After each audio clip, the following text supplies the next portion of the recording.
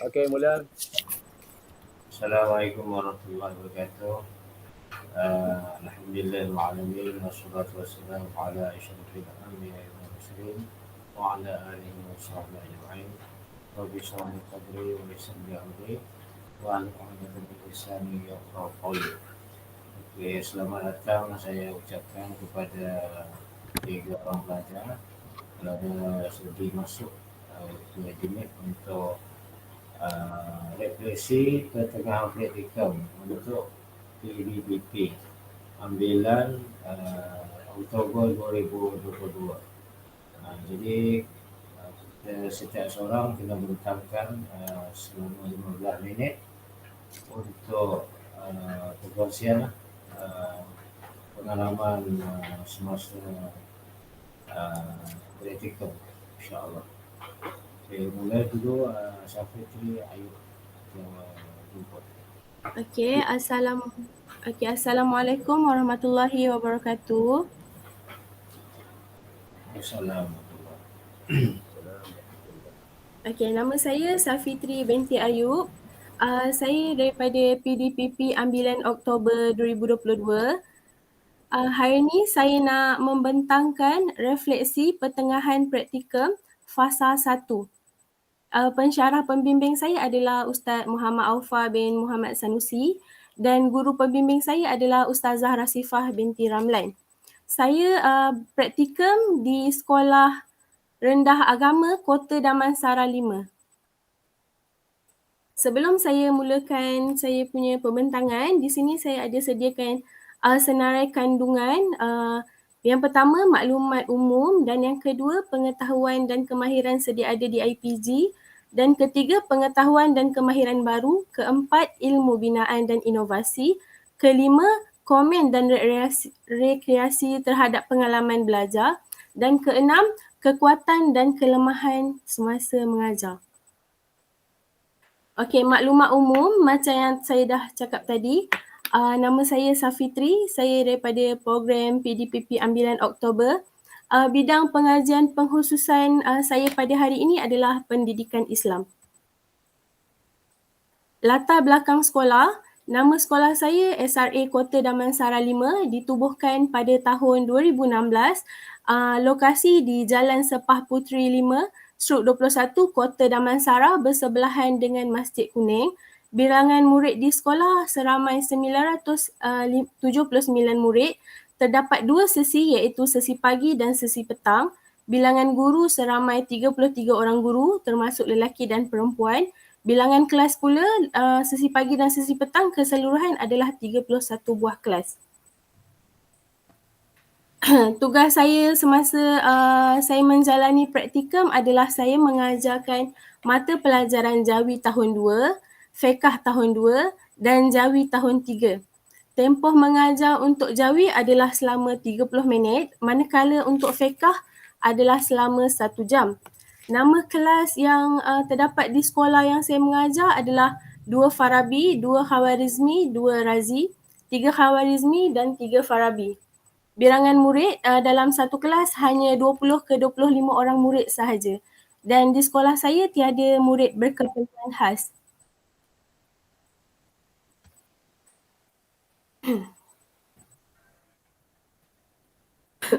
Okey, jawatan yang saya sandang, saya bagi 3 yang paling tinggilah. Yang pertama adalah guru kelas 1 Khawarizmi. Saya juga adalah setiausaha PIBG yang baru pada tahun 2023 hingga 2025. Saya juga adalah ketua panitia akhlak. Okey, ini adalah sumbangan saya semasa di sekolah. Saya banyak menyandang jawatan sebagai pengacara majlis. Di sini saya ambil yang terbaru iaitu Majlis Perasmian Pembukaan Sekolah sesi baru 2022 dan 2023 dan 2024.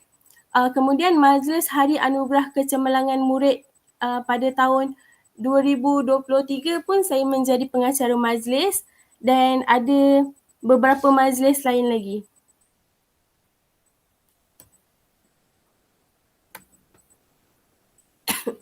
Okey, pengetahuan dan kemahiran sedia ada yang di IPG yang saya aplikasikan ada 4, iaitu teori pembelajaran, teknik pengajaran, kemahiran pengajaran dan pengurusan bilik darjah. Untuk teori pengajaran, terdapat pelbagai teori, saya hanya ambil satu sahaja iaitu teori behaviorisme iaitu menurut Sharifah Nurul Asyah pada tahun 2021. Teori ini menerangkan bahawa perubahan dalam tingkah laku pelajar adalah disebabkan oleh sesuatu rangsangan. Tidak kira sama ada rangsangan dari luar atau rangsangan dari dalam. Di samping itu juga, penguasaan murid terhadap sesuatu perkara itu memerlukan latihan ulangan. Contohnya, saya sebagai guru mata pelajaran Jawi, jadi saya memang akan memberikan latihan pengukuhan yang berulang agar murid mahir menulis dan menggunakan huruf Jawi. Teknik pengajaran pula, saya ambil 3 sahaja iaitu audio, video, tunjuk cara dan komunikasi. Yang ini yang paling saya sering gunalah. Yang lain pun saya ada guna juga, cuma saya nak tekankan 3 ini sahaja sebab yang 3 ni saya baru guna baru-baru ni. Okey, yang pertama audio dan video. Contohnya macam sebelum ni saya mengajar mata pelajaran fiqh, saya ada membuka YouTube dan murid melihat apakah pengertian audio dan video tu dianimasikan oleh kartun, jadi ia dapat menarik minat murid untuk mendengar dan fokus terhadap pengajaran saya. Yang kedua adalah tunjuk cara. Kaedah ni saya gunakan semasa saya mengajar Jawi. Dan yang ketiga adalah komunikasi. Maksudnya komunikasi dan interaksi antara guru dan murid adalah perlu sama ada sehala atau dua hala. Kalau sehala tu macam strategi pemusatan guru, maksudnya guru sahaja yang bercakap dan murid menerima. Kalau strategi dua hala pula adalah guru bertanya dan murid menjawab, ataupun murid bertanya dan guru menjawab, ataupun murid ke hadapan dan membuat rekreasi di hadapan kelas. Kemahiran pengajaran pula, saya fokus kepada 4 iaitu kemahiran seks induksi, bahan maujud, animasi bahan maujud. Contohnya macam yang di atas tu adalah kelas-kelas sebelum ni saya membawa sendiri bola, lepas tu timun, bawang, carrot supaya murid dapat pegang dan dapat aplikasikan perkara tu dengan tajuk pembelajaran yang akan kita belajar. Dan yang kedua adalah kemahiran penggunaan bahan sumber iaitu bahan yang boleh dikita semula. Seperti sebelum ni saya ada untuk Jawi saya ada minta murid bawa botol dan saya ada membuat beberapa aktiviti di kelas dan meminta mereka untuk mengeja barang-barang kita semula tu ke dalam bahasa Jawi, ke dalam tulisan Jawi. Lepas tu kemahiran pengukuhan, yang ni memang saya sentiasa sediakan hadiah dan penghargaan kepada murid. Saya akan bagi gula-gula ataupun saya akan tepukan gemuruh ataupun saya akan cakap pada murid syabas. Hal ini akan murid akan dapat memberi respon yang baiklah dan akan semakin mesra antara guru dan murid. Dan yang terakhir adalah kemahiran interaktif. Iaitu saya menggunakan word wall dalam langkah 2 atau langkah 3. Word wall, quizzes dan yang terbaru hari Rabu semalam saya menggunakan Canva. Maksudnya saya meminta murid untuk datang ke depan dan mengeja perkataan dan mereka terus masukkan ke dalam Canva dan mereka akan type di saya punya laptop lah. Jika sekolah menyediakan kemudahan yang lebih, saya akan meminta untuk menyediakan 3 tab untuk murid-murid membuat kuisis sendiri tanpa bantuan guru. Pengurusan bilik darjah pada minggu pertama saya praktikum iaitu pada 12 Jun sehingga 16 Jun iaitu selama seminggu saya telah diberikan kebenaran oleh pihak sekolah untuk membuat persediaan awal. Jadi saya telah merancang strategi untuk membina hubungan di antara saya sebagai guru dengan murid-murid saya iaitu saya telah meminta mereka untuk memberikan maklumat yang basic sahaja seperti nama dan tempat tinggal. Saya akan membuat video dulu, iaitu video mari berkenalan dan meminta murid untuk membuat demikian dengan bantuan ibu bapa di rumah lah, supaya mereka didedahkan dengan lebih awal yang pembelajaran kini berteraskan pembelajaran digital. Okey, ini adalah pengetahuan dan kemahiran baharu yang diperoleh, iaitu TMK macam yang saya terangkan tadi. Saya menggunakan WordWall, Kahoot, Google Site, Canva, dan pengetahuan baru juga adalah PDPR atas talian. Maksudnya saya memberi lembaran kertas kerja dan meminta mereka snap atau menulis semula dan menghantar pada saya. Dan yang ketiga adalah saya baru belajar dan baru tahu cara untuk menyemak dan dan tandakan jawapan murid mengikut markah yang betul. Maksudnya saya ada diberi panduan pemarkahan dan saya akan tanda mengikut markah yang disediakan. Dan yang terakhir adalah pengetahuan baru saya adalah jurnal lah yang saya telah buat sebanyak 3 jurnal untuk menganalisis setiap minggu tu apa yang berlaku. Macam pada minggu yang pertama sebelum ni berlaku kawalan kelas tidak dapat dikawal kerana pertukaran jadual, dan pada minggu yang kedua saya melihat berlaku kes pembulian dan melibatkan pihak polis. Pada minggu yang ketiga pula sama juga berkenaan dengan jadual kerana terdapat 2 orang guru yang bersalin dan keadaan kelas tidak dapat dikawal. Itu adalah antara jurnal-jurnal saya yang saya dah buat lah. Okey, ilmu binaan dan inovasi yang dihasilkan. Isu inovasi yang saya ambil satu sahaja, iaitu pengalaman pembelajaran murid di luar bilik darjah terbatas. Masalah dia adalah imajinasi murid terhadap sesuatu perkara terhad dan pengetahuan dan kemahiran murid juga terbatas, pembelajaran kurang progresif. Apa yang saya buat untuk menjadikan murid tu aktif di dalam kelas adalah dengan mengambil tindakan seperti membuat lawatan secara online, iaitu kita tak payah pergi ke tempat tu, kita hanya menggunakan aplikasi Google Earth sahaja, iaitu kita tekan aplikasi Google Earth dan kita type di mana kita nak pergi. Contoh yang saya pernah buat adalah Istana Negara, so kita akan type dekat Google Earth tu, so murid dapat melihat dan meneroka sendiri apa yang ada di dalam Istana Negara dan di Bandar Melaka. Kesan dia selepas saya buat aktiviti lawatan secara online ni, saya dapati murid saya berpengetahuan dan berfikir dengan lebih luas. Respon murid juga lebih aktif berbanding pembelajaran di dalam kelas. Komen dan reaksi terhadap pengalaman mengajar. Macam yang kita semua sedia tahu, pendidikan sekarang adalah norma baharu, iaitu sistem pendidikan yang baru dan menyediakan bahan bantu mengajar yang berbeza. Kalau macam sebelum ni, guru-guru hanya mengajar berpandukan buku sahaja, tapi bila saya dah belajar di IPG dan saya dah belajar pelbagai ilmu pedagogi, jadi ia dapat sedikit sebanyak membantu saya untuk menyediakan pengajaran yang berbeza lah, bahan bantu mengajar tu. Dan reaksi juga tindakan susulan, sentiasa meminta tunjuk ajar daripada pensyarah dan pembimbing supaya kita sentiasa di dalam jalur yang betul. Okey, ni adalah sedikit kekuatan dan kelemahan. Kekuatan yang dapat saya simpulkan ada 2, iaitu bila saya membuat aktiviti yang membawa barang maujud tu, ia dapat dan memanggil murid ke depan untuk menjawab soalan dan sebagainya, ia dapat menimbulkan rasa yakin setiap murid untuk menyampaikan idea-idea mereka secara bebas. Murid juga akan terlibat secara aktif dalam pembelajaran mereka.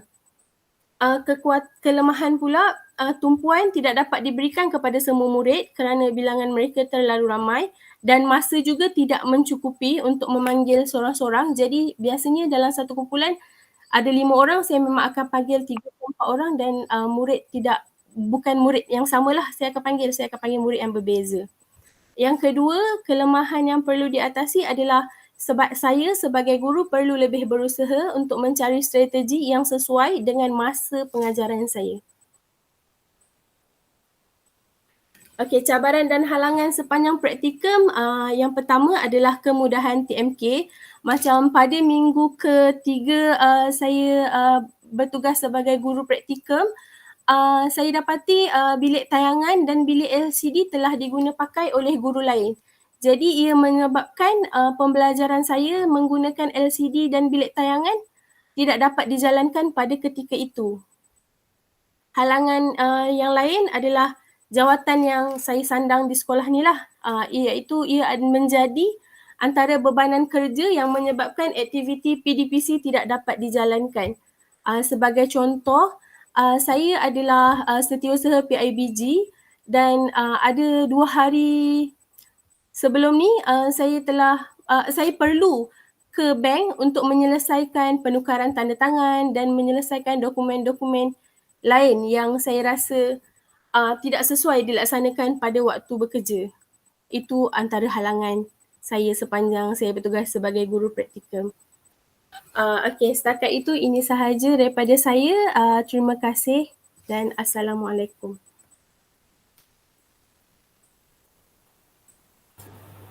Terima kasih Sakitri akan tanya atas pembentangan semua. Sebentar tadi ada tak beza antara sebelum masuk APG dan selepas masuk APG cara pengajaran tu? Beza sikit-sikit je. Bagi saya ia sangat berbeza kerana pada ketika mana saya belum masuk ke IPG, strategi pengajaran saya adalah lebih kepada pemusatan kepada guru, iaitu saya akan memberi bahan-bahan kepada murid dan akan mengajar murid hanya berpandukan buku sahaja dan buku kerja. Saya tidak menggunakan aplikasi Wordwall, Kahoot, Quizizz dan sebagainya. Tapi apabila saya dah belajar di IPG, saya dapat menggunakan kemahiran-kemahiran yang disediakan. Saya dapat menggunakan aplikasi-aplikasi yang disediakan untuk saya aplikasikan perkara tersebut di dalam kelas. Dan saya dapati pembelajaran selepas saya belajar di IPG, cara saya mengajar murid, murid lebih tertarik kerana saya melakukan aktiviti yang memerlukan mereka untuk sama-sama bersama dengan saya untuk meneroka pembelajaran pada hari itu. Alhamdulillah. Itu yang APG kehendaki lah. Betul. Sebenarnya kita macam tradisional kan buat. Sekarang ni kita dah abad 21 kan. InsyaAllah. Terima kasih atas perbincangan tu. Dan saya persilakan yang kedua. Dan nanti pula dah kot. Saya ulang.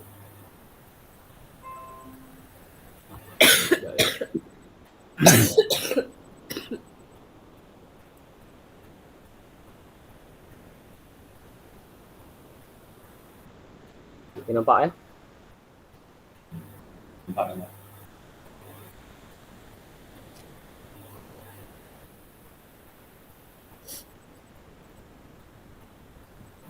Okay, baik. Bismillahirrahmanirrahim. Assalamualaikum warahmatullahi wabarakatuh. Baik, nama saya macam dalam paparan ni, Muhammad Saifullah bin Muhammad Ali Abidin. Belajar memang dari kampus Bahasa Melayu Kuala Lumpur. Ambilan Oktober 2022 tahun lepas. Pengkhususan Pendidikan Agama Islam PAI. Sekolah yang sama dengan sahabat saya Safitri, iaitu di Sekolah Rendah Agama Kota Damansara 5, Pilihan Jaya, Selangor. Pensyarah penyelia saya iaitu Ustaz Muhammad Aufa bin Muhammad Sanusi. Dan juga guru pembimbing saya iaitu Ustazah Rasifah binti Ramlan yang merupakan guru GPK HEM di SRA. Ringkasannya pada Sekolah Rendah Agama Kota Damansara 5, SRA KD5 lah. Jadi untuk hari ini refleksi pertengahan praktikum 5 minggu dah berlalu. Saya akan terangkan beberapa perkara. Tapi sebelum tu, tengok dulu maklumat berkaitan dengan sekolah. lebih kurang sama macam Safitri tadi. Sebab sekolah sama kan, cuma darjah je berbeza. Terletak di Kota Damansara, Pah Putih 5/21 Petaling Jaya, yang mana sekolah ini ditubuhkan pada tahun 2016. Dan maklumat saya beritahu ni lebih kurang sama lah macam Safitri, cuma ada tambahan-tambahan sikit dan perbezaan sikit lah. Yang berikutnya, sekolah ni ditubuhkan pada tahun 2016. Memang saya sampai tu memang kosong lah kan, biasa sekolah baru ya. Dibuka daripada masa tu 2 sesi juga. Cuma waktu tu sekolahnya sesi pagi banyak sikit. Waktu sesi petang satu kelas, hanya ada satu kelas setiap darjah dari tahun 4, 5, 6. Di mana sekolah ni ada sesi pagi dan sesi petang. Dan sehingga hari ini 2023 ini sekolah ni alhamdulillah setiap kelas pagi paling ramai. Tahap 1, 2, 3. Tahun 1 contohnya ada 4 kelas atau 5 kelas. Dan yang petang juga bermula dari tahun 4. Tahun 1, 2, 3 ada juga 1, 2, 3. Tahun 1 1 kelas, tahun 2 2 kelas, tahun 3 3 kelas.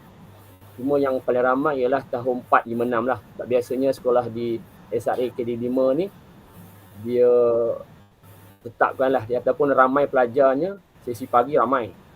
Sesi petang untuk 1, 2, 3 ada tapi kelasnya sikit, muridnya sikit.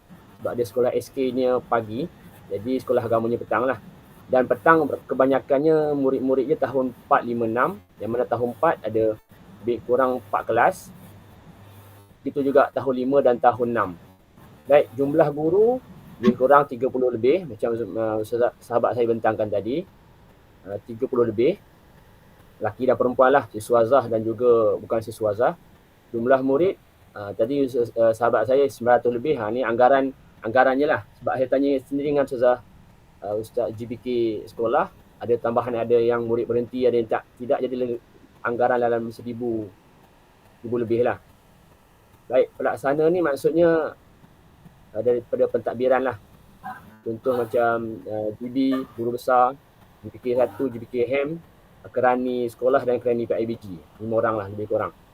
Kemudian sekolah ini adalah merupakan sekolah kelolaan JAIS ataupun di bawah JAIS, Kerajaan Negeri.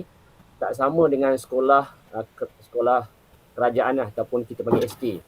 Sekolah kerajaan negeri ni berbeza sikit dia punya kelolaan ataupun pentadbiran dia lah.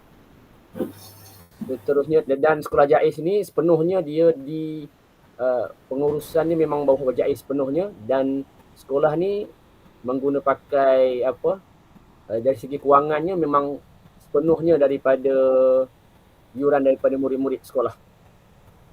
Jadi pengurusan yang dipakai oleh sekolah semuanya berdasarkan duit daripada murid-murid bayar PIBG, kita panggil PIBG lah, dan duit-duit lain yang dibayar sejak daripada awal tahun.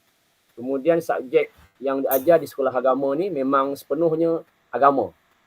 Tak ada subjek akademik lah macam bahasa Melayu, bahasa Inggeris, tak ada. Sepenuhnya subjek agama seperti Jawi, akhlak, sirah, bahasa Arab, apa lagi? Adalah subjek-subjek lain yang berkaitan dengan agama. Yang mana kalau subjek akademik, diorang akan belajar, murid-murid ni akan belajar di SK. Berikutnya, khusus untuk kelas saya ni merupakan guru kelas 4 Al-Khawarizmi. Daripada 4 kelas, Biruni, Idrisi, Jazari, Razi, 5 kelas. Biruni, kelas yang pertama. Idrisi, kelas yang kedua. Jazari, kelas yang ketiga. Razi, kelas yang keempat. Dan yang kelima, kelas saya iaitu Al-Khawarizmi. Kelas Al-Khawarizmi ni, perancangan ikutnya memang kelas yang kelima, tapi disebabkan lepas daripada saya melihat murid-murid ni start kita belajar daripada bulan 3 hari tu, murid-murid ramai yang majoriti kelas saya ni lah, separuh, nak kata majoriti tak separuh, dan juga kelas sebelumnya Razi, 2 kelas ni 2 kelas belakang. Jadi setelah buat analisis, tengok macam mana murid ni kan dalam pengajaran kita, saya tengok murid-murid yang ramai yang tak boleh jawi. Di atas dasar itu saya bercakap sendiri dengan pihak sekolah, pihak pentadbir, untuk wujudkan satu kelas khas yang mana murid-murid ni memang tak boleh jawi. Dan alhamdulillah atas usaha itu terhasillah satu kelas, iaitu kita panggil kelas pemulihan jawi. Julung kalinya lah sejak sekolah dibuka, inilah kelas yang menempatkan murid-murid khas Jawi daripada kelas tahun 4. Sebelum ni ada, tapi sebelum ni dia tak sekerat ataupun dia buat dalam seminggu, sejam, sekejap sangat. Jadi untuk kelas pemulihan Jawi ni, saya sebagai guru kelas memang akan duduk kelas ni dari awal sampai balik untuk fokuskan murid-murid yang tak boleh Jawi ni. Jadi dan dibagi tempoh selama 3 bulan lah. Sebab sebelum ni hanya dibuat di waktu cuti sahaja. Sebelum ni saya tahun 5, jadi saya mengajar tahun 5, ada kelas tambahan. Lepas kelas tambahan saya peruntukkan 2 jam. Kelas tambahan habis pukul 11, pukul 12 saya sambung sampailah pukul 2 jam tu saja setiap minggu, seminggu sekali saja. Jadi melihat pada prestasi, kehadiran macam-macam isu yang timbul masa kelas tambahan, jadi saya fikirkan perlu diusulkan untuk bawa ke perbincangan ke pihak pentadbiran untuk wujudkan kelas khas yang mana dilakukan pada waktu sekolah, iaitu dari pukul 2.30 sehingga pukul 5.35 sehingga balik. Dan waktu itulah saya akan ajar subjek Jawi khusus untuk murid-murid yang tak boleh Jawi, untuk murid tahun 4 sahaja. Sebenarnya banyak lagi, nak ditambah lagi murid tahun 5 dan tahun 6 ada juga. Tapi sebabkan kelas yang sedia ada ni pun dah muridnya dah 30 orang. Jadi tak dapat menampung saya seorang untuk jaga tahun-tahun yang lain lah, 5 dan 6. Dan perkara itu pun diusulkan juga kepada pentadbir. Dan itulah dalam proses lah, tak tahu macam mana akan dibuat pada mungkin lepas daripada kelas tambahan hari cuti. Jadi jawatan yang disandang oleh saya, pertama sekali saya guru kelas untuk kelas pemulihan Jawi lah. Saya tak masuk kelas-kelas lain sebab memang fokus untuk murid-murid Jawi ni. Dan jawatan lain ialah AJK Panitia Jawi Imla Khat bagi tahun 4 sahaja. Kemudian merupakan guru disiplin merangkap setiausaha. Tak berubah lah juga daripada sebelum PKP dulu sampailah sekarang. Melibatkan, yalah, kerja-kerja ni melibatkan satu sekolah. Bila melibatkan disiplin ni, disiplin satu sekolah, bukan murid kelas ni saja. Dan satu lagi info tambahan, murid-murid kelas ni kebanyakannya, nanti saya akan terangkan dalam slide yang lain, masalah atau isu yang timbul. Murid-murid yang ni ada yang nak kata berkeperluan khas tu boleh jadi juga. Sebab ada dapat laporan daripada murid ni masuk di kelas khas di SK, lambat slow learner, kita panggil lambat dalam pelajaran. Nanti akan terangkan dalam slide yang berikutnya lah. Baik, seterusnya, antara isi kandungan yang saya akan bentangkan ataupun bincangkan dalam sesi ini ada lebih kurang 6 ataupun 2.1, 2.2 tu kan. Jadi macam 7 lah. Pertama sekali iaitu pengetahuan dan kemahiran sedia ada yang diaplikasi. Yang kedua, 2.1 pengetahuan dan kemahiran baharu. Yang pertama tadi sedia ada, yang kedua kemahiran baharu yang saya dapat daripada praktikum 5 minggu ni. Yang 2.2 pengetahuan dan kemahiran baharu yang diperolehi. Yang berikutnya ada banyak lah. Yang ketiga, analisis isu. Yang keempat, cabaran dan halangan sepanjang menjalani praktikum. Dan yang terakhir iaitu kekuatan dan kelemahan terhadap pengalaman mengajar. Baik, saya pergi yang pertama dahulu, iaitu kemahiran pengetahuan sedia ada yang saya dapat ataupun saya aplikasikan semasa praktikum ini. Ada empat isinya. Ada lagi lah, saya cuma 4 saja saya kumpulkan. Pertama sekali, kemahiran komunikasi. Hasil daripada praktikum ini, saya dapat kemahiran berkomunikasi ataupun berhubung lah dengan murid, iaitu bertutur dengan pelbagai nada, suara yang lancar, intonasi yang sesuai. Yang keduanya, hasil daripada kemahiran komunikasi, saya dapat menggunakan bahasa yang sesuai terhadap murid, mengikut tahap kesesuaian murid. Yang mana murid kelas belakang ni, ataupun saya panggil lah murid kelas belakang lah, sebab memang kelas belakang pun. Dan kelas yang saya pegang ni, bukan sahaja daripada kelas 4 Khawarizmi, tapi saya ambil juga daripada kelas-kelas lain, kelas yang sebelumnya, Razi, kelas yang keempat, kelas yang sebelumnya ada juga. Dan mana-mana murid yang dah pandai ataupun boleh lancar sikit baca, saya keluarkan. Hanya fokus kelas saya ni memang tak boleh langsung Jawi. Baik, berikutnya, guru sebagai pemimpin di dalam kelas. Yang kedua, B, kemahiran pedagogi yang saya aplikasikan dalam praktikum ini semasa mengajar, iaitu pengetahuan tentang cara bagaimana isi pelajaran yang boleh disampaikan kepada murid dengan berkesan. Yang mana dalam kelas Jawi ni saya buat silibus sendirilah. Tak ada RPT, tak ada RPM-nya, RPM memang tak ada, RPT memang RPT tu tak ada, rancangan pengajaran tu terpaksa saya olah sendiri, dan silibus untuk pengajaran ni pun saya olah sendiri. Setelah ni berdasarkan pengalaman sebelumnya, saya mengajar Jawi juga sebelum ni, tengok macam mana murid-murid kebolehan dia orang macam mana. Jadi saya buat silibus sendiri untuk murid ni. Yang ketiga, C, pengetahuan tentang murid dan ciri-ciri murid. Pertama, pemilihan pendekatan, kaedah dan teknik pengajaran dan pembelajaran yang sesuai dengan tahap murid. Terpaksa saya buat untuk murid saya sendiri. Sebab saya sendiri sebagai guru kelas, kita kenal murid kita macam mana. Yang kedua, pengetahuan guru mengenai ciri-ciri murid serta latar belakang murid. Seperti yang saya sebut tadi, murid-murid kelas saya ni macam-macam ragam lah. Jadi kita kenal seorang demi seorang dan cara-cara untuk kita kawal murid ni. Yang ketiga, pelajaran akan lebih menyeronokkan dan beri kesan yang positif. Dan memang murid kelas saya ni memang boleh kata hyper jugalah, hyperaktif dan susah sikit nak dikawal. Tapi itulah pengetahuan yang ada ni lah untuk saya kawal murid-murid ni. Dan yang keempat, di kesediaan mengajar yang saya aplikasikan iaitu menyediakan rancangan pengajaran sebelum mengajar. Dan waktu praktikum ni, sebab kami di JAIS berbeza dengan SK, RPH kami tak sama dengan KPM, jadi terpaksa buat dua RPH. RPH JAIS satu, lagi satu RPH KPM yang untuk praktikum punya satu. Jadi ada dua kerja yang perlu dibuat lah. Jadi sebelum mengajar kena buat RPH dua-dua tu.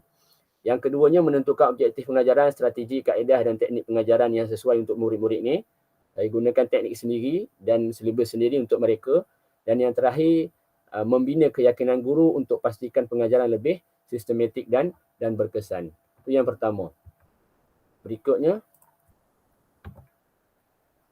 yang kedua, 2.1 pengetahuan baru yang saya dapat daripada IPG ataupun selama praktikum ni, selama saya belajar di IPG. Sekejap ya. Habis bateri sekejap.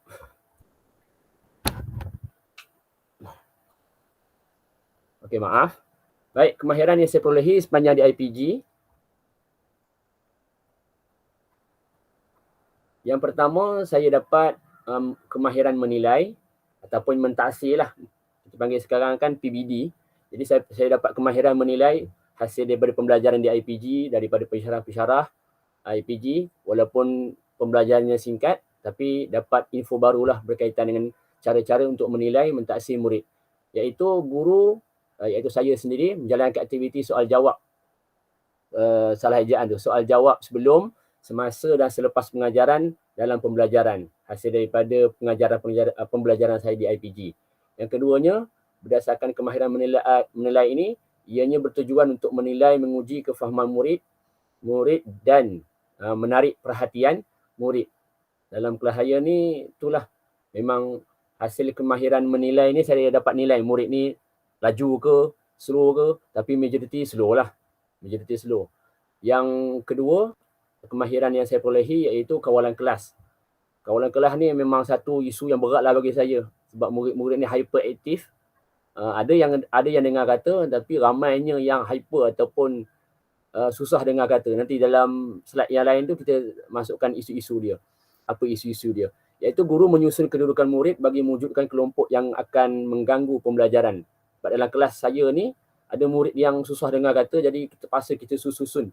Kita ambil kemahiran ni, benda-benda yang baru kita belajar di IPG, untuk kita susun murid-murid ni. Macam mana supaya tak berkawan dengan tak ganggu orang lain, tak kacau kawan. Yang ketiga, pengetahuan tentang isi kandungan. Guru tu, iaitu saya sendiri perlu menguasai isi kandungan, silibus tentang mata pelajaran yang akan diajar. Silibus yang saya buat sendiri. Saya memang tahulah pelajaran tu. Yang kedua, pengetahuan tentang nilai dan keperluan bagi suatu isi kandungan yang spesifik. Saya perlu tahu kandungan sebelum saya ajar. Dan saya dah pecah-pecahkan ikut RPT sendiri yang saya buat.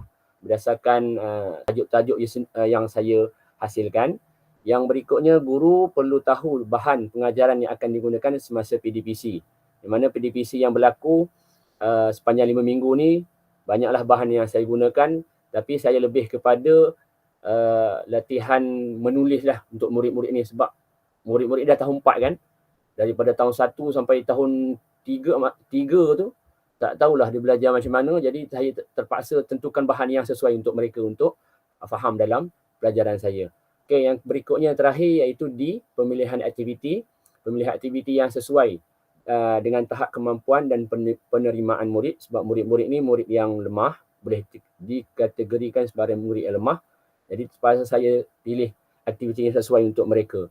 Yang tak boleh terlebih sangat, advance sangat, dan tak boleh inilah. Berikutnya iaitu aktiviti yang melibatkan penyertaan semua murid dan kolaboratif, dan aktiviti dalam kelas memang saya terlibatkan semua murid lah. Semua murid terlibat, tak boleh seorang pun kecuali, sebab dia melibatkan aktiviti menulis banyak. Yang terakhir iaitu aktiviti berasaskan pembelajaran abad ke-21. Ada aktiviti dalam kelas kita buat aktiviti kumpulan dan aktiviti lain lah, dan yang saya rancang. Seterusnya, 2.2 pengetahuan baru juga, tambahan lagi yang lain, iaitu rakan pembimbing di sekolah, sebab saya berkebetulan dengan sahabat saya, jadi dapat maklumat yang mudah dan pelbagai, sebab saya sekali dengan sahabat saya di satu sekolah.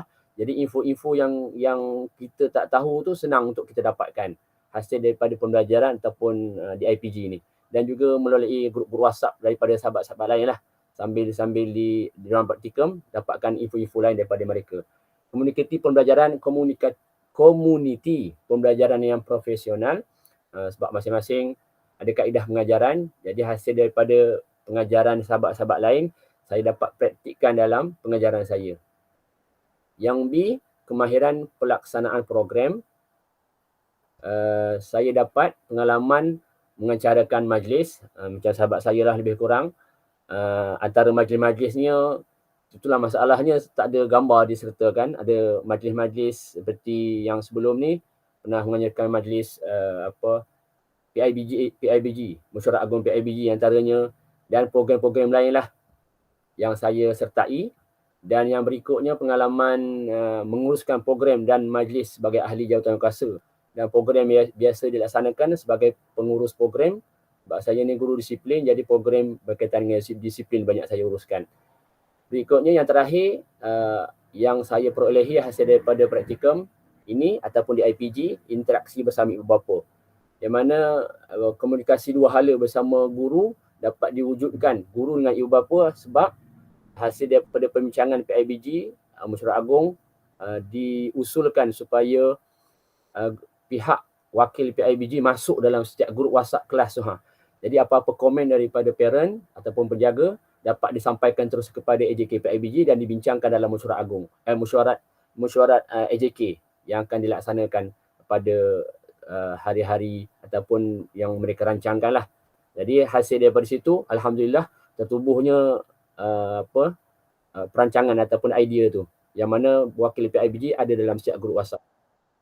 Terusnya, yang ketiga iaitu analisis isu. Analisis isu yang timbul lah. Saya dapat melihat masalah ataupun isu yang timbul sampai wujudnya kelas pemulihan ni, iaitu pertama, murid kelas belakang ramai tidak boleh baca Jawi walaupun ayat yang mudah. Saya sendiri test waktu kelas Jawi sebelum kelas ni dilaksanakan, kelas Jawi dilaksanakan, dia dilaksanakan cantiknya, kelas ni dilaksanakan sama bersamaan dengan praktikum minggu pertama tu. Jadi setelah dirancang-rancang sebelum ni, kelas Jawi ni diwujudkan masa minggu pertama praktikum. Jadi dia akan terus selama 3 bulan lah. Jadi sebelum tu, saya dah test seorang-seorang, setiap kelas saya masuk, saya memang ajar subjek Jawi sebelum ni. Di kelas-kelas yang lain, memang daripada kelas 3 belakang tu, ada murid-murid yang tak boleh Jawi. Walaupun kita bagi ayat ringkas untuk dibaca, tetap gagap-gagap juga. Yang kedua, tiada masuk mana-mana kelas luar untuk menangani masalah lemah Jawi. Saya tanya sendiri murid-murid yang tak boleh baca Jawi ni, awak ni masuk tak kelas kat luar? Mak ayah kamu masuk tak tuition apa-apa? Tak ada. Jadi hasil daripada perbincangan ataupun analisis ini, saya fikir memang wajib kena murid-murid ni kena ada kelas, buat kelas khas untuk mereka supaya dapat menguasai Jawi. Dan faktor utama untuk mereka faham di sekolah SRA ni, sekolah agama ni, ialah Jawi. Kalau tak boleh Jawi, macam mana nak faham pelajaran-pelajaran lain kan? Jadi atas sebab itulah saya bincang dengan pentadbir untuk wujudkan kelas Jawi ni. Faktor-faktor yang saya merasakan perlunya wujudnya kelas Jawi ni ataupun pembelajaran Jawi ni, pertama sekali faktor utama lah yang paling penting saya rasa PKP selama 2 tahun sebelum ni. Di mana masa PKP ni ialah antara kelemahan, ada kelebihan, tapi antara kelemahannya iaitu murid belajar secara maya, jadi tak dapat bersemuka, guru tak dapat tengok macam mana kelemahan budak ni pandai ke tidak. Sebab dalam Google Meet kan semua kebanyakannya murid ada dalam tu, kita random je kita pilih, jadi tak dapat nak kesan seorang demi seorang. Hasil daripada lepas 2 tahun, inilah hasilnya. Sebab sebelum ni saya Jawi, murid-muridnya dalam setahun tu ada seorang, dua. Lepas tahun 6 tak boleh baca Jawi, seorang, dua je. 2 atau 3 orang. Tahun lepas banyak juga, 30 orang saya campurkan dalam tahun 4, 5, 6 yang saya buat masa kelas tambahan hari Sabtu. Tahun ni lah yang paling ramainya tahun 4. Tahun 4 itu tahun 4 saja dalam 30 orang. Tak tengok tahun-tahun lain ni. Ni hasil daripada kelemahan PKP selama 2 tahun tu lah. Yang keduanya ada masalah dalam pembelajaran. Memang ada murid yang masalah dalam pembelajaran, dia masuk kelas khas DSK. Saya dimaklumkan begitu. Yang kedua, ketidakmampuan ibu bapa dalam menguruskan anak-anak. Yang keempat, kesibukan dan ketidakpedulian ibu bapa terhadap anak-anak mereka. Anak pandai ke tak pandai Jawi ke, hantar je lah, belajar. Yang penting dia orang belajar. Mungkin dari segi kefahaman saya begitulah. Yang berikutnya, ketidakpedulian sebahagian guru terhadap murid yang lemah Jawi. Ada sebahagian guru dia, yelah, tak salahkan guru juga kan, tapi sebabkan guru terpaksa kejar silibus, jadi tak dapat nak tampung murid-murid yang lemah ni, harap dia follow je lah. Dan yang terakhir ialah tiada kelas pemulihan di awal tahap. Yang sebelum ni memang kelas pemulihan untuk mereka ni ada, tapi tak diberikan penekanan. Jadi atas faktor tu saya kena perjuangkan lah isu ni, dan alhamdulillah terhasil kelas pemulihan Jawi ni, walaupun selama 3 bulan sahaja. Seterusnya, yang keempat, kekuatan dan kelemahan terhadap pengalaman mengajar. Kekuatan dia ada 2, ada lagi kekuatan lain, tapi saya selitkan 2 sahaja, iaitu penglibatan murid di dalam kelas dan semasa menjalankan aktiviti. Banyak aktiviti yang saya hasilkan memang murid wajib libatkan diri, sebab kalau tak libatkan diri ataupun masuk dalam aktiviti yang saya buat ni, tak boleh lah nak laksanakan ataupun faham Jawi yang kita buat tu lah. Yang keduanya, kekuatan dia pemilihan aktiviti PDBC menjadikan murid seronok mengikuti aktiviti yang dijalankan. Seperti di mana sahabat saya ada pakai LCD untuk game. Saya pun sama juga, aktiviti yang sama juga, kita buat game juga. Alhamdulillah murid dapat join sama, seronoklah untuk murid-murid ikut perkembangan ataupun aktiviti yang dijalankan. Dan walaupun ada kekuatan, tetap juga ada kelemahan, iaitu 2 kelemahan sahaja saya selitkan. Ada lagi kelemahan lain. Yang pertama lagi, pengurusan masa aktiviti yang dijalankan sering melebihi masa yang ditetapkan. Walaupun saya dari awal sampai habis kan, tapi saya untuk Jawi saya buat selepas rehat saja. Selepas rehat sampai balik. Tapi sebelum balik tu kita ada aktiviti PAFA apa semua tu, terkejar-kejar dekat situ. Sejam tu rasa macam tak cukup.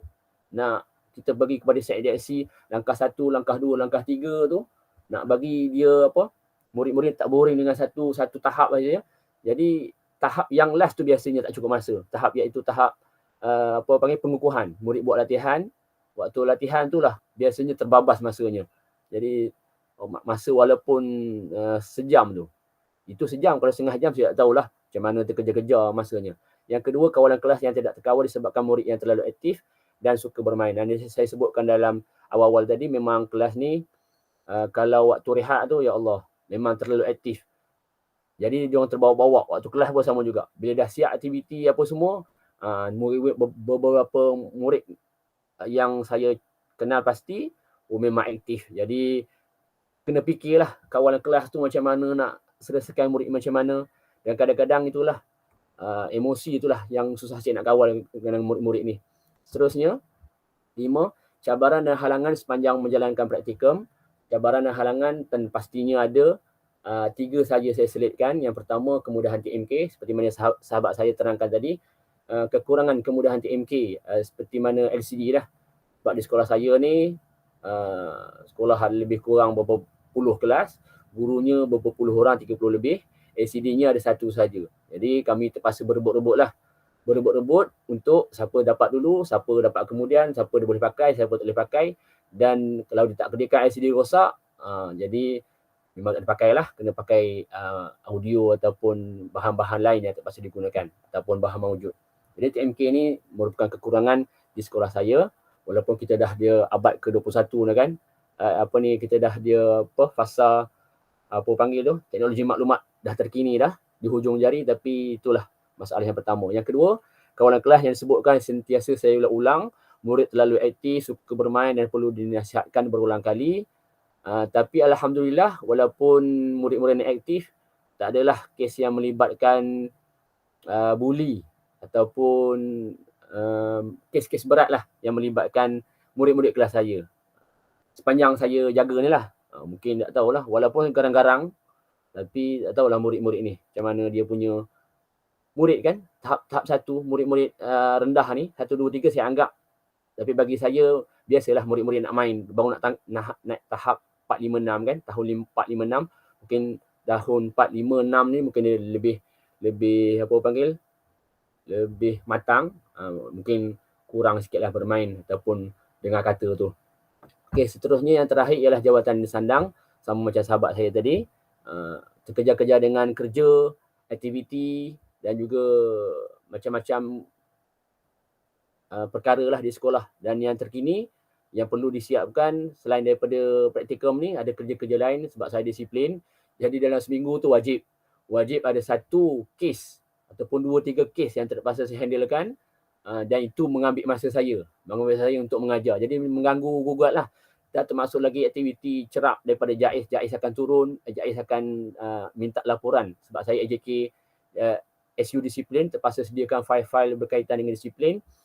Hal-hal disiplin terpaksa diselesaikan. Dan yang lebih berat berlaku yang sebelumnya sahabat terangkan, kes polis terpaksa saya handle, terpaksa selesaikan, jumpa dengan parent apa semua. Itulah antara masalah-masalah yang bila praktikum ni dilaksanakan. Dan itu sahaja, wallahu alam. Bila 5? 5 saja, bukan 6 tadi. Wallahu alam. Terima kasih. Assalamualaikum warahmatullahi wabarakatuh. Terima kasih Saifullah dan Tania dapat membentangkan pembentangan yang menarik. Saya nak tanya, pemulihan Jawi ni satu kelas je? Maksudnya satu kelas saja daripada darjah 1 sampai darjah 6? Satu kelas je? Tahun 4 je Ustaz. Tahun 4 saja. Sebab saya usulkan ke darjah lain, tapi tak tahulah macam mana. Mungkin ada pentadbir sibuk ke macam mana. Tak ada. Kalau ada guru pemulihan Jawi, biasanya lah kalau sekolah rendah SD, dia akan guru ni memang khas untuk pemulihan Jawi. Kalau pelajar ni lemah Jawi, dia akan masukkan. Tak kisahlah buat jejak apa pun, dicampur-campur pun tak apa. Tapi tak tahulah yang ni sekolah ni darjah 4 saja. Darjah 4 saja. Memang sebelum ni tak ada guru khas. Tak ada guru khas Jawi. Sebab lagi satu masalah guru lah. Tak cukup guru Ustaz. Yang di sekolah saya pernah serap, dia pemulihan matematik. Jadi pelajar daripada kelas mana pun yang lemah matematik dia masukkan. Tapi dia akan kumpulkan lah, kalau darjah 4 je. Darjah 5 saja. Dia berkala lah. Ya, yang ni mungkin permulaan. Ya, permulaan Ustaz, betul. Okeylah, ada inisiatif untuk memulihkan Jawi. Itu besar dia punya pahala tu. InsyaAllah Ustaz. Amin. Lepas tu yang jadi kekangan tu, contohnya kita ada kerja isu ABG, contohnya ni display ni kan. Ada tak penolong isu, penolong ni tak ada ya? Penolong ada, tapi penolong tak tahu suasana sekolah saya ni. Penolong tak tolong. Penolong sebab Ustaz, dia sebelum sibuk ni, ni lain. Ustaz, sebelum ni saya punya naik penolong saya lah, setiausaha PIBG, Ustaz Saifullah. Tapi sebabkan dia Oh, sangat busy, ya. Sebelum ni Ada saya SU juga Ustaz. SU sebelum Safitri pegang, saya lah SU sepanjang sebelum PKP sampailah yang baru ni. Itulah banyak yang ni. contohnya yang lain tak ada. Yang Sabitri tak ada penolong yang lain. ada tapi pun guru baru juga. Maksudnya dia pun macam saya jugalah, sama-sama tak ada pengalaman, jadi macam agak sukar sikit. Guru Macam baru tu terlibat dengan praktikum ke? Tak. bukan. Guru baru tu pun baru masuk juga dalam Oh, 2 ya. bulan macam tu. Lepas tu dia terus tukar dengan Saifullah. Sebab Saifullah dah Itulah. pegang lama jawatan tu, jadi tukar. Sepatutnya boleh berbincang dengan orang tua, besar, bagi ruang kita 10 minggu je. Kan? Betul. Betul, 10 Ustaz. minggu bagi ruang praktikannya untuk jangan beratkan tugas-tugas supaya Setuju, Ustaz. kita boleh tumpu kepada praktikum. Sebenarnya kita ni sebenarnya pelajar juga. Pelajar. Walaupun bekerja tapi pelajar. Tapi kalau guru besar tu boleh berkumpul ni, cantik lah. Kalau tak boleh, jadi pelajar jadi terbeban lah. Untuk kita tumpu praktikum lagi, tumpu tugas kiki lagi kan. Jadi sebenarnya kalau yang SK kita boleh minta supaya jangan beratkan, supaya boleh tumpu kepada praktikum. Tapi kadang-kadang sekolah tu tak mau dibagi je. Sekolah tu kalau boleh berkompromi dia ni, okey dia ringankan. Jadi tu untuk sekolah Jaiz pun sepatutnya boleh juga, tapi tengoklah kadang-kadang tak cukup tenaga kan. 30 je, 30 orang je. Ya tak? Jadi kita terpaksa memikul dengan amanah yang diberi. Jadi macam tak sabar lah. Apa tu, kalau ada lah, kita jemput orang dia lah untuk ni. Okay.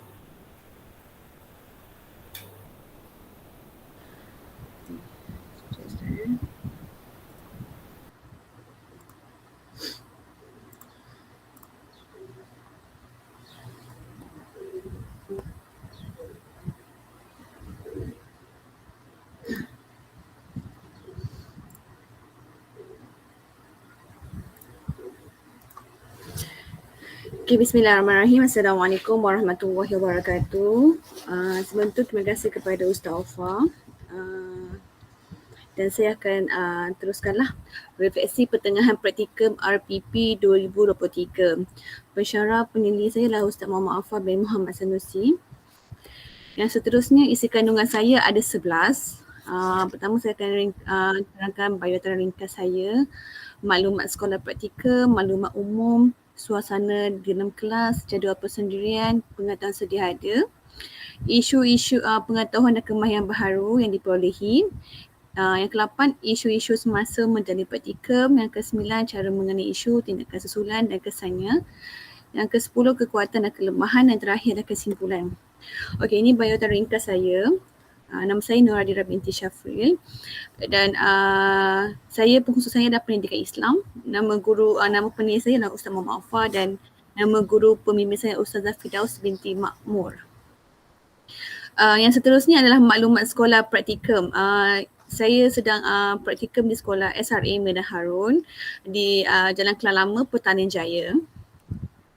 Inilah gambar sekolah. Dia dekat dengan komuter. Okey.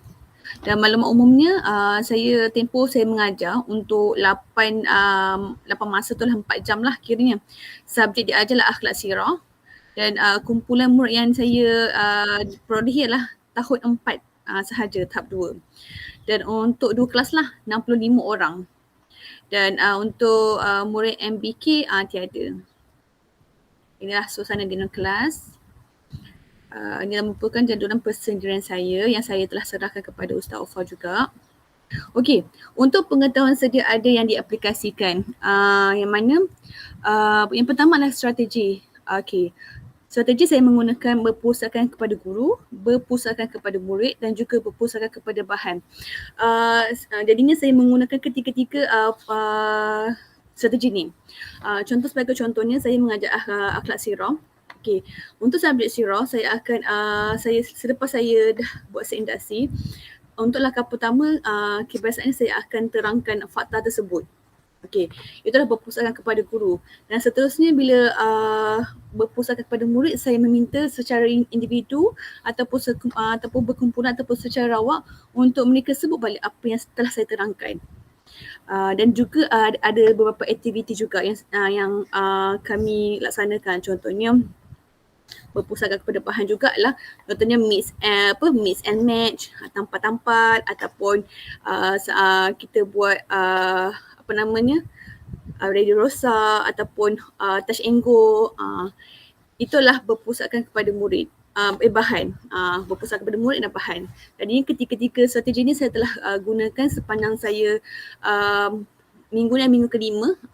Maksudnya sepanjang minggu pertama praktikum sampailah sekarang saya menggunakan ketiga-tiga strategi ini. Dan yang kedua adalah pendekatan saya. Pendekatan saya yang pertama induktif. Induktif ni daripada, sebagai contoh saya mengajar subjek akhlak.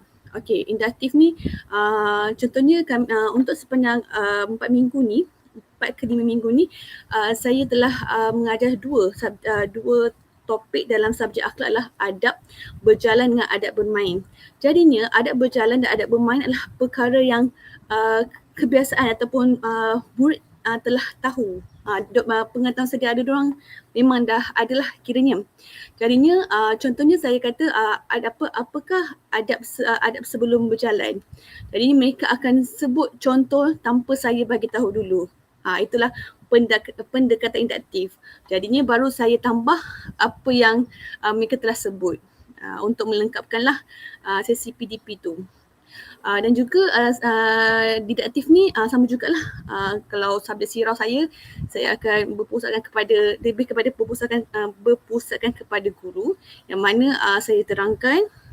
Lepas tu murid akan faham dan mereka akan ikut semula. Kalau macam akhlak pula dari segi pengertian. Mereka memang tahu bermain tu apa ataupun berjalan tu apa, tapi secara dari segi subjek akhlak tu mereka tak tahu secara lengkap lah. Jadi saya kena terangkan terlebih dahulu. Okey. Kalau yang ketiga pendekatan eklektik. Eklektik ni saya gabungkan induktif dengan deduktif. Okey. Yang keempat lah konstruktivism. Konstruktivism ni adalah yang mana murid ni dah ada pembinaan ilmu sendiri. Contohnya dari segi subjek akhlak. Kebanyakan kebiasaannya subjek akhlak lah. Yang mana mereka ni memang dah ada ilmu sendiri. Diorang ada pengetahuan sendiri dan saya perlu pengetahuan sedia ada tu saya just gilap balik. Saya akan tanya. Contohnya adab sebelum bermain, semasa bermain, selepas bermain. Jadinya mereka akan bila saya tanya, dia akan jawab sampailah terhasilnya satu ilmu yang lengkap. Jadinya itulah pendekatan konstruktivism. Yang terakhir yang saya menggunakanlah pendekatan integratif, iaitu bersepadu. Contohnya macam ni. Kalau subjek sirah, saya ada buat hijrah Rasulullah ke Yathrib tajuknya. Jadinya kat situ saya kaitkan dengan apa lagi? Iaitu semangat patriotik yang mana Nabi Muhammad telah meninggalkan tanah Mekah tu pindah ke Yathrib. So Mekah tu adalah dia punya negara asal. So saya terapkan kepada murid semangat patriotik. Kalau subjek akhlak pula lah adab bermain. So saya akan terapkan juga subjek lain iaitu dari segi kesihatan. Macam tu. Itulah integratif. Maksudnya bersepadu. Maksudnya bukanlah memanglah kita ada subjek sirah tapi kita juga akan kaitkan dengan subjek lain iaitu tauhid ke macam tu. Lagi macam tajuk sirah saya ada juga tajuk Isra Mi'raj. Dia berkaitan dengan ketuhanan. Benda-benda yang perkara samiat, perkara yang macam kalau ikut akal kita benda tu macam mustahil, tapi sebenarnya tidak mustahil. Sebab apa? Kita tahu tentang keimanan tu kan, beriman kepada Allah dan sebagainya. Yang ketiga lah kaedah ataupun teknik pengajaran saya. Ada 8. Pertama, syarahan kuliah. Syarahan kuliah ni macam biasalah, yang mana saya akan terangkan dahulu.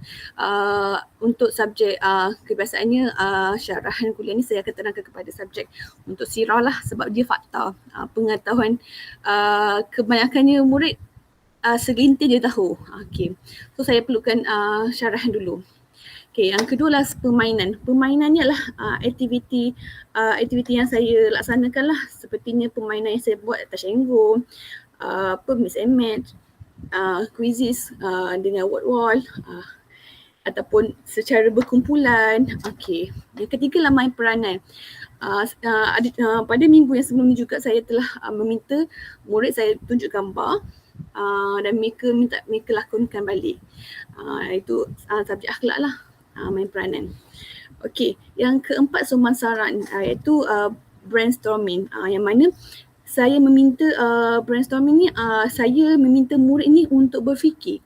Dan saya tak kritik diorang. Kiranya tak ada betul, tak ada salah, sampailah jumpa jawapan yang lebih tepat pemasaran ni. Supaya apa? Supaya mereka ni lebih terbuka lah minda mereka. Lepas tu lebih macam pasal inquiry diorang tu makin tinggi, macam tu. Okay, yang kelima bercerita. Bercerita tu macam subjek sirah tu memang tak nak sirah ni sejarah, memang bercerita lah. Keenam perbincangan tu tadi tu akhlak. Contoh subjek akhlak tu saya akan minta dekat adab bermain yang sebelum, selepas, semasa ataupun akibat sekiranya tidak beradab. So kita akan adakan perbincangan. Jadi saya tak akan terangkan kepada murid secara terus. So saya akan berbincang dengan mereka. Kalau ataupun dari segi selepas langkah yang kedua ataupun saya punya untuk RPH tu, dari segi penilaian ataupun pentadsiran, saya juga akan buat secara kumpulan perbincangan supaya murid tu berbincang apakah sekiranya kalau kita tidak beradab ketika bermain, macam tu. Yang ketujuh hafalan. Hafalan tu fakta lah. Contohnya dari segi kalau subjek sirah tu tarikh penting, bilakah berlakunya Isra dan Mi'raj, bilakah Nabi Muhammad berhijrah ke Yathrib. Lepas tu kalau dari segi akhlak pula, subjek akhlak tu pengertian anak-anak kena hafal. Dan yang ke-8 soal jawab. Okey, untuk yang keempat lah PEK 21, pembelajaran abad ke-21, yang mana saya menggunakan peta iting. Memang saya telah gunakan lah sebelum ni untuk sesi praktikum saya sebelum ni. Peta iting minta mereka setelah mereka laksanakan ataupun setelah mereka faham apa yang saya telah ajar, saya minta mereka melaksanakan tugasan melalui peta iting secara berkumpulan. Yang kedua mix and match, yang tampanan tu sama juga macam touch and go juga. Okey. Lepas tu radio rosak tu minta dorang saya bagi satu petikan untuk lepas tu mereka akan sampaikan kepada kawan-kawan mereka yang di belakang secara beratur lah kiranya. Jadinya hasilnya sama tak apa yang saya katakan. Okey. Yang kelima lah team start and share, dan yang keenam sambung cerita. Okey, maksudnya kalau sirah tu saya minta saya tanya dulu contohnya pengertian Isra' Mi'raj apa. Okay. Lepas tu bilakah berlaku Isra'. So pelajar saya akan sambung. Dan lepas tu seterusnya akan sambung murid lain dan seterusnya murid lain juga. Macam tu. Okey, untuk yang seterusnya adalah 5 lah TMK, Teknologi Maklumat Komunikasi, yang mana dari segi yang pertama adalah interaktif dan permainan, menilai pencapaian murid. Untuk TMK dari segi saya punya untuk menilai pencapaian murid tu kadang-kadang saya menggunakan word wall, quizzes. Itu yang mudah lah, perkara yang mudah sebab memang kita kebiasaannya memang guru pun menggunakan itu. Yang kedua adalah dari segi aplikasi yang digunakan dalam membina sebuah bahan pengajaran tu, saya menggunakan YouTube ataupun Canva nak buat slide ataupun Google. Itulah aplikasi yang saya gunakan dari segi TMK lah. Kiranya TMK tu ada dua benda untuk saya nilai murid menggunakan TMK, Itu one of krisis. Yang kedua, dari segi saya nak mencari bahan tu melalui YouTube, Canvas, like Google. Okey. Untuk yang seterusnya adalah pengetahuan dan kemahiran baru yang diperoleh. Maksudnya apa yang saya dapat sepanjang praktikum ni, pengetahuan baru saya join kepelbagaian program yang dianjurkan di sekolah membantu meningkatkan pengetahuan dan pengalaman dalam menguruskan program di sekolah. Maksudnya memang kalau sebelum tu pun, sebelum start praktikum pun memang ada program yang telah dilaksanakan lah. Okay, contohnya saya menjadi guru pembimbing bagi typo ni, bagi acara syarahan bahasa Arab bagi peserta lelaki dan perempuan, dan juga mengendalikan acara perhimpunan. Itu adalah pengetahuan dan kemahiran baru yang diperolehi. Jadinya memang bagi saya, sampai saya bukan bidang syarahan pun, tapi saya kena cabar diri saya untuk menjadi guru pembimbing. Jadinya kita sebagai guru ni pun kita kena sahut cabaran tu lah.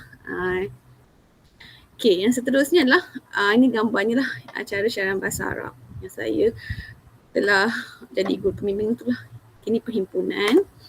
Okey, yang kedua adalah penyediaan rancangan RPH dengan butiran yang lengkap. Okey, untuk sebelum ni, waktu saya dekat IPG Bahasa Melayu, ya, memang saya telah belajar 19 elemen dalam RPH tu, tapi hanya teori saja.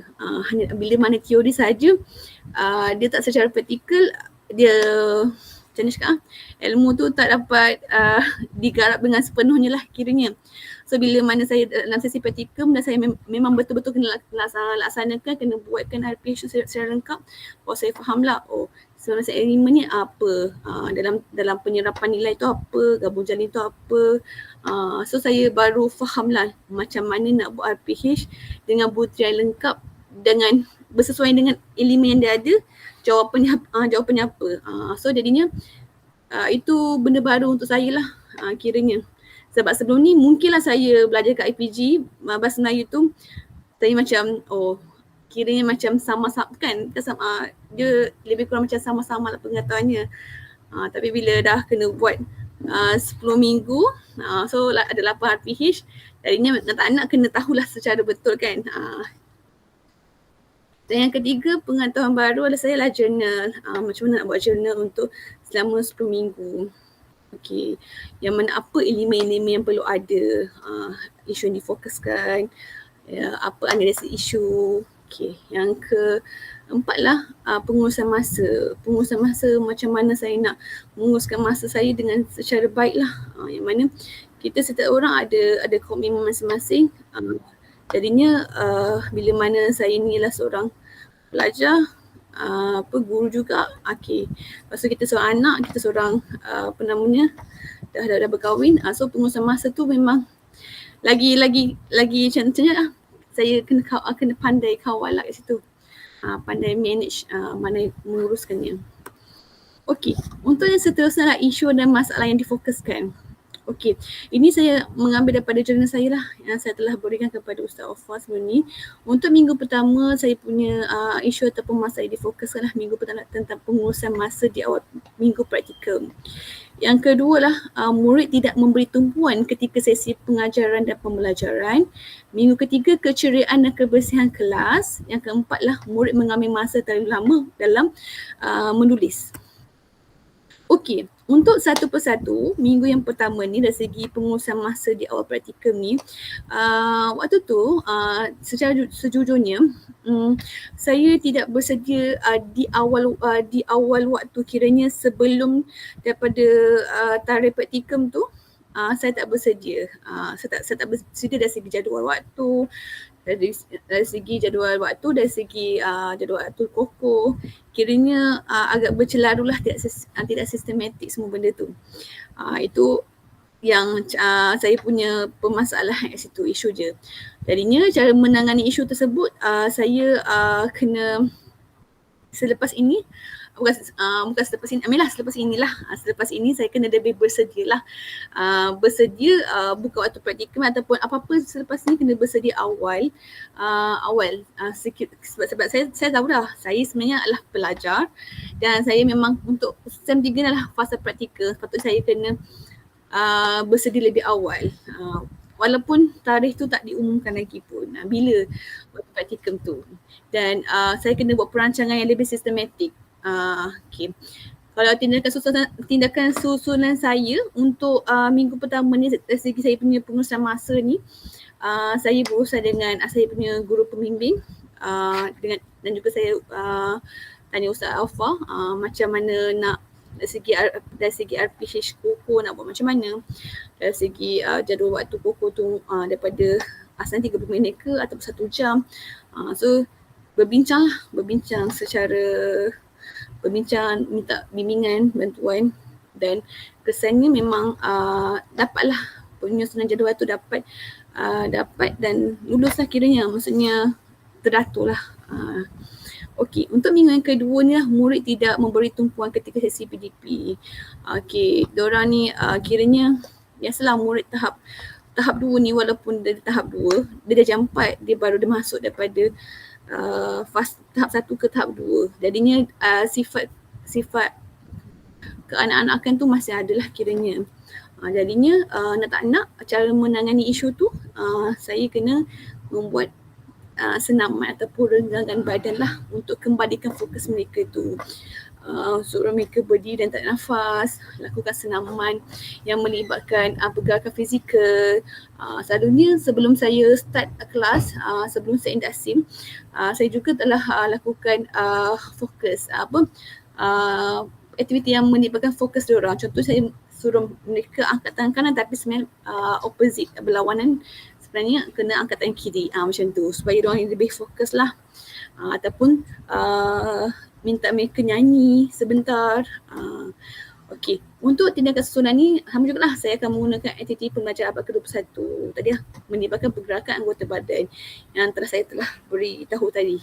Okey, kesannya apa? Murid tu kembali cergas, fokus diorang pun kembali semula. Jadinya gangguan terhadap benda lain tu dapat dikurangkan. Minggu yang ketiga pula tentang keceriaan dan kebersihan kelas. Yang mana bila mana saya masuk kelas ada sampah lah di bawah meja murid, dekat lorong luar kelas tu.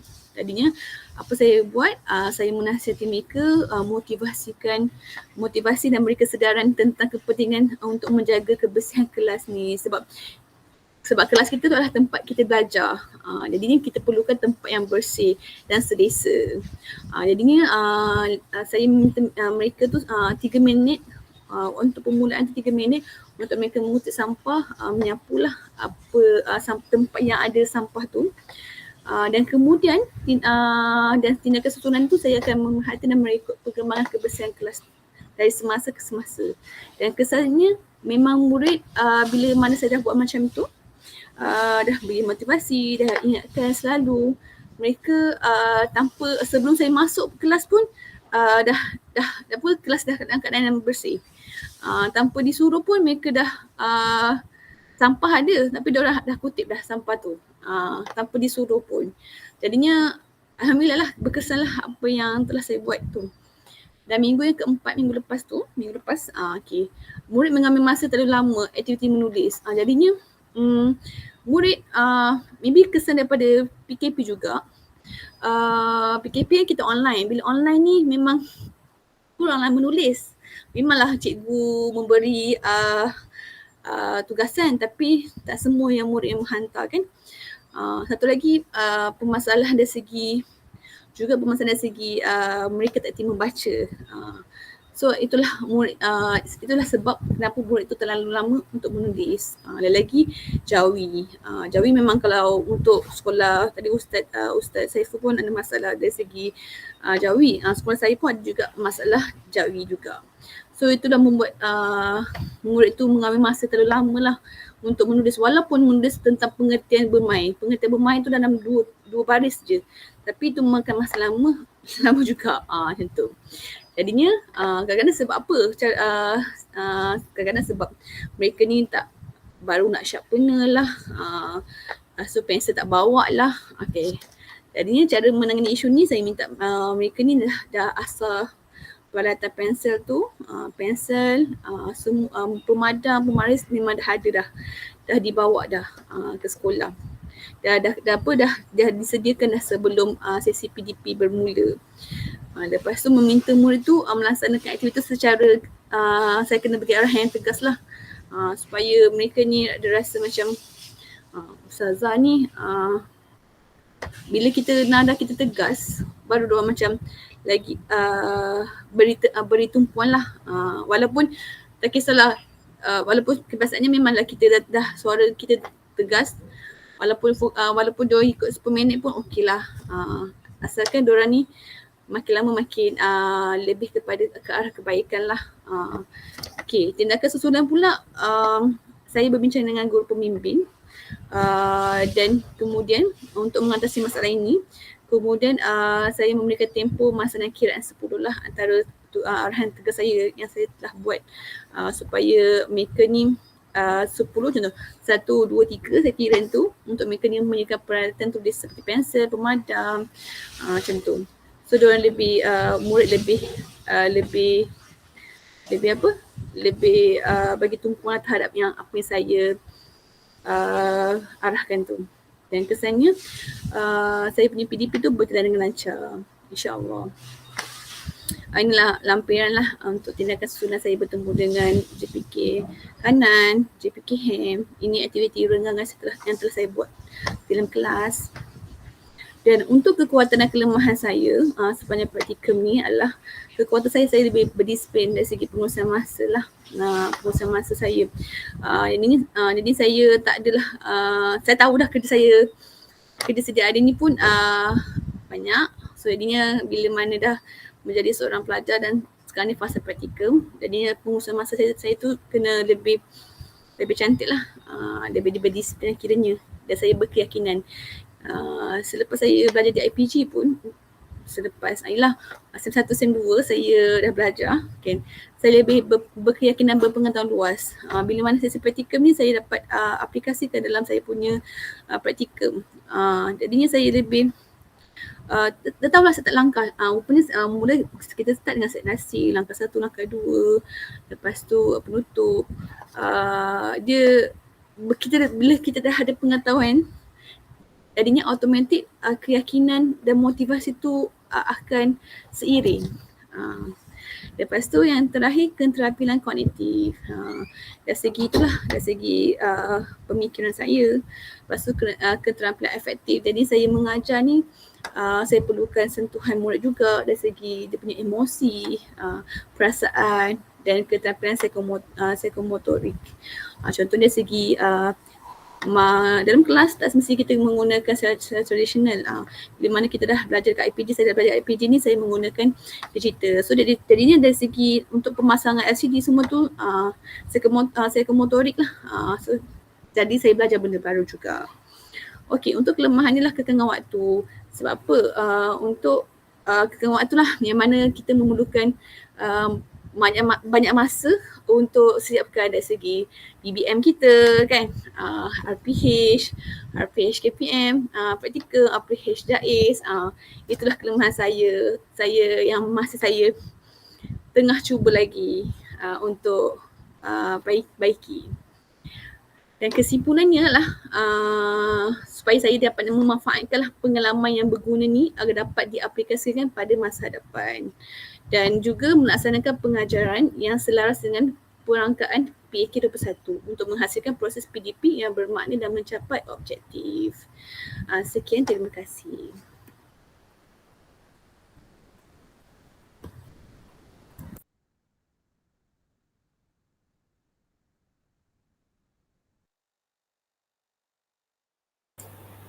Tidak habis Dah Ustaz. Sama saya ketanda saja, tak tahan sangat.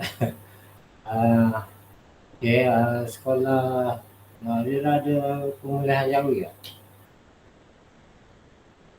Pemulihan jawi tiada Ustaz, sebabnya pertama adalah kami kekurangan guru. Sebab saya punya sekolah ni, kalau untuk pengetahuan Ustaz, satu orang guru dia memiliki jawatan sangat banyak, 2, 3. So kami kekurangan guru. Jadinya untuk nak guru untuk beralih pun nak ganti tu kurang. Untuk pemulihan jawi lagi lah kami tiada kiranya. Jadi ni tak nak inisiatif guru tu sendirilah. Macam saya pun saya walaupun saya tak mengajar subjek jawi, kadang-kadang saya memang akan terapkan kepada pelajar untuk tahu asas jawi. Yang mana dekat belakang saya punya papan kenyataan belakang tu, info tu saya letakkan kalau A alif macam tu. Jadinya memang walaupun dah jam 4 masih ramai, bukan ramai, segelintir daripada pelajar saya tu masih yang tidak tahu jawi. So jadi saya minta diorang ni refer kat belakang dan hafal. Okey, yang saya pula guna pemulihan jawi kaedah apa tu? Saya buat atas pengalaman mengajar lah Ustaz. Ada yang saya kutip daripada KPM sendiri. Ada yang saya ambil sikit daripada JAIS ni. Gabunglah dua-dua tu. Kaedah apa nama? Kaedah. Tak ada kaedah. Tak ada kaedah nama tak buat nama. Ada apa tu? Hatawiyah kan? Hatawiyah yang cara cepat jawi. Ada lah dia punya istilah tu. Kalau kita boleh explore yang tu, kalau boleh sesuai untuk digunakan, bolehlah kita ambil kan. Sebenarnya yang penting dia pandai jawi kan. Kan. Tapi kalau cara yang memudahkan kita dan memudahkan murid, itu yang kita galakkan lah, supaya cepat. Kalau yang ni tadi 3 bulan saja kan? Ya betul Ustaz. 3 bulan lepas tu dah okey, dah keluar lah. Akan telah jadi biasa balik lah. Yang saya pula tetap dalam kelas tu. Saya akan pegang kelas macam biasa balik. Oh, macam tu. Alhamdulillah. Kita dah membentangkan RPP untuk wajaran. Saya rasanya 5 saja lah wajarannya, tapi akan dikalikan dengan 100 lah, akan dikembangkan dengan 100. Tapi wajarannya 5 saja kalau tak silap saya baca tadi. Okey, itulah nanti rakaman ni bagi pada email saya, dan saya akan tunjukkan pada bahagian praktikum lah. Jadi saya ucapkan selamat maju jaya dan terima kasih kerana hadir dan memberikan komitmen yang padu lah, walaupun masa singkat kan. Kan, maksudnya malam tadi buat ya, Sang Fitri. Ya Ustaz, sampai pagi tadi. Alhamdulillah lah, walaupun malam tadi pun sempat juga, Masya Allah, slide-nya yang bagus. Jadi saya ucapkan tahniah lah. Mari kita akhiri majlis dengan tasbih kafarah. Subhanallah, subhanallah, astagfirullah,